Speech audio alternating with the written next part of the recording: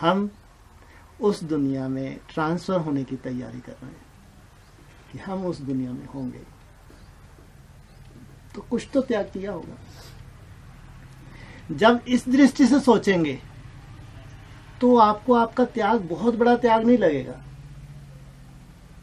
अगर आपको 8 घंटे 10, 12, 14 घंटे लगता है, बहुत मेहनत है, फिर आपको ज्यादा मेहनत नहीं लगेगी, क्योंकि प्राप्ति बहुत बड़ी है। प्राप्ति छोटी नहीं है। विश्व लेवल पे के हिसाब से देखो, प्राप्ति छोटी है क्या? और वो ऐसी दुनिया है जहां दुख अशांति का नामो निशान नहीं है। आज लौकिक दुनिया में कोई बहुत पढ़ाई पढ़ता है, बहुत कंपटीशन फाइट करता है, बहुत अच्छी पोस्ट पे चला जाता है। किस लिए? खूब पैसा कमाएंगे, सुख शांति से जीवन व्यतीत हो जाएगा, इसलिए। बिजनेसमैन होता है, खूब बिजनेस बढ़ाता है, किस लिए?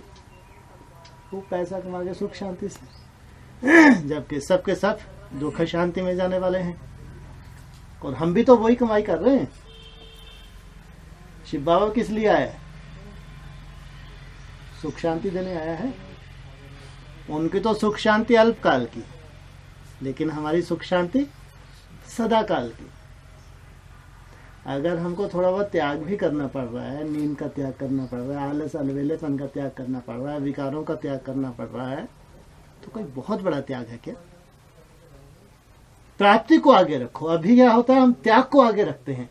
अरे इतना त्याग करना पड़ेगा, यहाँ तो ऐसे ऐसे रहना पड़ता है, इतना उठो, इतने बजे ये करो, वो करो, इतने घंटे कम से कम। अपने बस का नहीं है। त्याग को आगे रखा, प्राप्ति को पीछे रखा।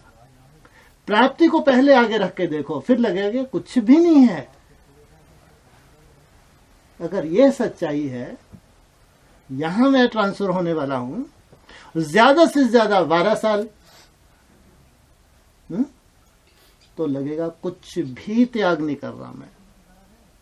बड़े बड़े जो ऋषि मुनि हैं, वो तो बताते हैं कई कई जन्म ही लगा दिए उन्होंने, तब भी लीन हो पाए। यहाँ तो हमको वो लीन अवस्था प्राप्त होती है, हम वो ज्योति ज्योत समाते हैं, जो केवल शास्त्रों में गायन है, लेकिन नसीब नहीं होता उनको। गायन है संगम युग का, वो अवस्था या वो दुनिया। इसलिए अपने त्याग का बखान अपने आप में कम किया करो, फिर मेहनत और ज्यादा लगने लगेगी। प्राप्ति को देखो, इसको घोटो। कई बार बाबा कहता है, याद की सहज विधि है स्वयं में स्थित रहना। याद करना बहुत कठिन हो जाता है, बहुत मुश्किल लगता है, तो स्वयं में स्थित हो जाओ। जो हमारे मान है, जो बाबा ने याद दिलाए हैं, जो भविष्य की हमारी रूपरेखा बाबा ने हमको याद दिलाई है, उसका ही चिंतन करें, जैसे स्वयं में स्थित होना। भविष्य में जो जो टाइटल हमको मिलने वाले हैं, उन टाइटलों का चिंतन करना, यह है स्वयं में स्थित होना। तो ये कठिन याद जो लगती है, सहज हो जाएगी। खुशी में रहेंगे, खुशी में बाबा का गुणगान कर रहे हैं, ये सहज।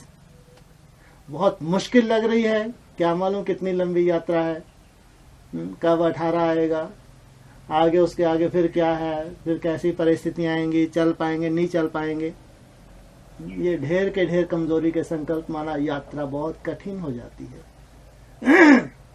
अभी वो परिस्थिति बनी ही नहीं है भविष्य की। अब भी सोच सोच के क्या कर लिए, याद की यात्रा हमारी कैसी कर ली, खंडित, मजबूरी में चल रहे हैं।